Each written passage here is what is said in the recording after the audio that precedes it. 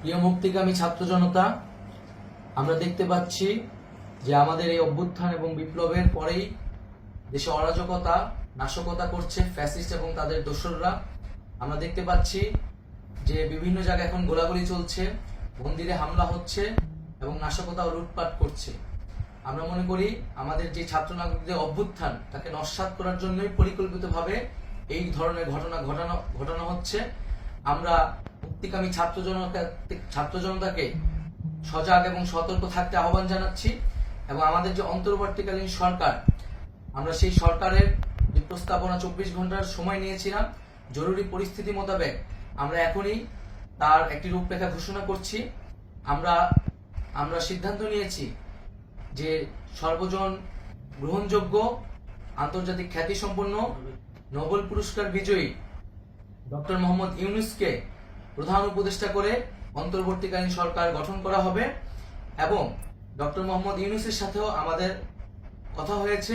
তিনি ছাত্র জনতার আহ্বানে বাংলাদেশকে রক্ষা করতে এই গুরু দায়িত্ব নিতে সম্মত হয়েছে। আমরা সকালের মধ্যেই আমরা এই সরকার গঠনের প্রক্রিয়া দেখতে চাই।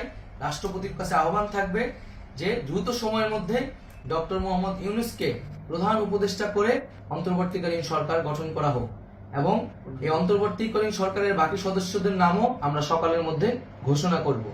প্রিয় বন্ধুগণ, দেশে যে অরাজকতা চলছে, মানুষের জীবনে নিরাপত্তাহীনতা চলছে, সেজন্য আমরা রাষ্ট্রপতির কাছে আহ্বান জানাচ্ছি দেশে আইন শৃঙ্খলা পরিবেশ ফিরিয়ে আনার জন্য দ্রুত সময়ের মধ্যে কার্যকর ব্যবস্থা নিতে হবে এবং আইন শৃঙ্খলা বাহিনীকে সহযোগিতা করার জন্য মুক্তিকামী ছাত্র জনতাও রাজপথে থাকবে এবং অন্তর্বর্তীকালীন সরকার গঠন না হওয়া পর্যন্ত মুক্তিকামী ছাত্র জনতাকে রাজপথে থেকে তাদের যে অভ্যুত্থান, সেই অভ্যুত্থানকে রক্ষা করতে হবে।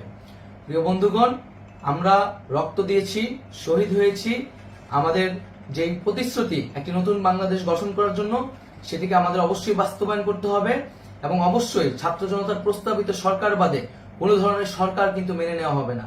আমরা বলেছি কোনো ধরনের সেনা শাসিত সরকার অথবা সেনা সমর্থিত সরকার অথবা এই ফ্যাসিস্টদের দোসরদের কোনো বি টিম সরকার কিন্তু আমরা মেনে নিব না। কোনো গণবিরোধী সরকারকে মেনে নেওয়া হবে না। ছাত্র জনতার অভ্যুত্থানকারী যে প্রস্তাবিত সরকার, অন্তর্বর্তীকালীন সরকার, যেটা আমরা সিদ্ধান্ত উপনীত হয়েছি ডক্টর মোহাম্মদ ইউনূসকে প্রধান উপদেষ্টা করে এই সরকার গঠন করা হবে, সেই সরকারকেই বাস্তবায়ন করতে হবে অবিলম্বে। আগামীকাল সকাল থেকে সকলকে আহ্বান জানাচ্ছি রাজপথে থাকার জন্য এবং আমাদের যে সাম্প্রদায়িক সম্প্রীতি এবং রাষ্ট্রীয় সম্পদ রক্ষা কমিটির ঘোষণা হয়েছে বৈষম্যবিরোধী ছাত্র আন্দোলনের নেতৃত্বে, সকল পাড়ায় পাড়ায় এলাকায় এলাকায় সেই কমিটি পাহারায় থাকবে। আমাদের সংখ্যালঘু কমিউনিটিকে আমাদের রক্ষা করতে হবে, রাষ্ট্রীয় সম্পদ এবং এই দেশকে রক্ষা করতে হবে আমাদের।